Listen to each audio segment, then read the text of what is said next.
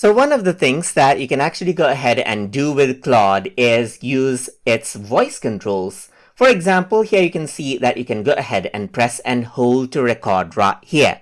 If I were to go around over here and then press and hold, I can go ahead and allow, let's say for example, my microphone device right here just like this, and allow while visiting the site.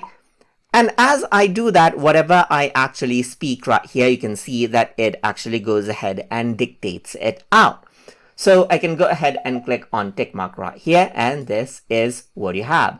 Apart from that, you can even go ahead and let it talk back to you. Instead of typing, you can go ahead and then use voice control. So you can use voice mode right here, and you can interact with Claude. So you can say something like, "Hello Claude, how are you?"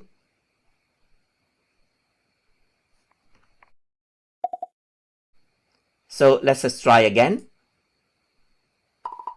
"Hello Claude, how are you?" Hey there. Yeah, absolutely. I'm doing well. Thanks for asking.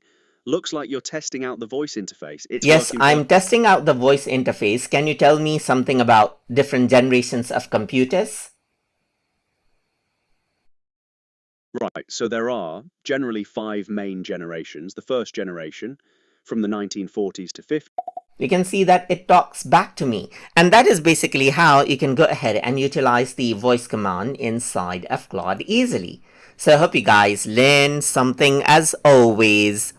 And as always, please like, comment, share, and subscribe.